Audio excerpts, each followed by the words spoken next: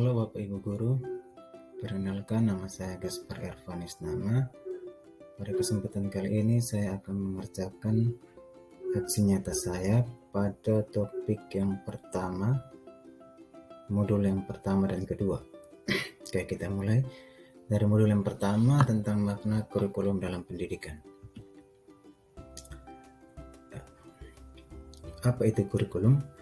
Kurikulum merupakan seperangkat pengaturan dan rencana mengenai tujuan, isi, dan materi pelajaran serta cara yang digunakan sebagai pedoman kegiatan pembelajaran guna mencapai tujuan pendidikan. Itu definisi tentang kurikulum. Kemudian fungsi dari kurikulum itu sendiri. Yang pertama, bagi kepala sekolah untuk melakukan pengelolaan pendidikan di tempatnya masing-masing, yaitu dengan cara melakukan koordinasi dan supervisi terhadap setiap pembelajaran. Yang kedua, bagi guru mata pelajaran sebagai pedoman dalam melaksanakan pembelajaran di dalam maupun di luar kelas. Yang ketiga, bagi peserta didik itu adalah sebagai sarana untuk mengukur kemampuan diri dan konsumsi pendidikan.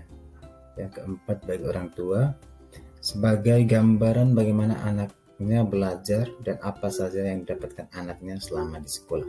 Jadi ada empat fungsi dari kurikulum.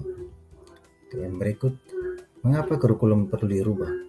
Kurikulum itu harus berubah-ubah dikarenakan kurikulum itu memiliki sifat yang dinamis, dapat disesuaikan dengan perkembangan zaman.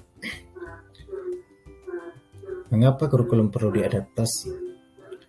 Kurikulum perlu diadaptasi karena harus disesuaikan dengan perkembangan zaman, kebutuhan maupun keadaan lingkungan di tingkat sekolah dan masyarakat.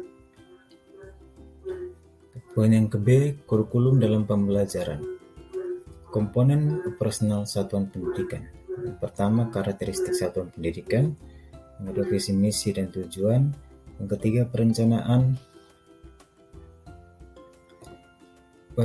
pembelajaran mencakup alur tujuan pembelajaran atau ATP, asesmen, modul ajar, media ajar, program prioritas satuan pendidikan. Yang keempat, perorganisasian pembelajaran mencakup muatan kurikulum, beban belajar, program intrakurikuler, ekstrakurikuler, dan P5 atau proyek penguatan profil pelajar Pancasila. Yang kelima, sistem pendampingan, evaluasi, dan pengembangan profesional. Modul yang kedua itu mengenai pembelajaran versi kurikulum merdeka. Jadi ada 5 prinsip umum dalam pembelajaran. Yang pertama, mempertimbangkan kebutuhan capaian belajar murid. Yang kedua, membangun kapasitas belajar murid menjadi pembelajar sepanjang hayat. Yang ketiga, mendukung perkembangan kognitif dan karakter murid. Yang keempat, menyesuaikan konteks kehidupan murid. Yang kelima, mengarah pada masa depan yang berkelanjutan. Poin B, capaian pembelajaran. Capaian pembelajaran atau CP merupakan kompetensi dan karakter yang ingin dicapai setelah menyelesaikan pembelajaran dalam waktu tertentu. Jadi capaian pembelajaran itu dirancang berdasarkan fase, bukan per tahun. Jadi ada fase A sampai F.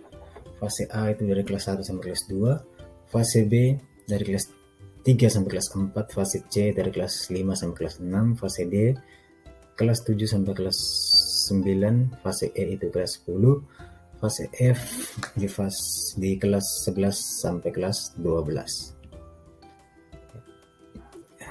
Ada 2 hal utama dalam capaian pembelajaran. Yang pertama, kompetensi inti, dan kedua, konten yang esensial. Tujuannya adalah untuk mendorong proses pembelajaran yang mendalam pada murid. Jadi pembelajaran dalam kurikulum merdeka itu harus memuat intrakurikuler, ekstrakurikuler, dan program penguatan profil pelajar Pancasila. Terima kasih.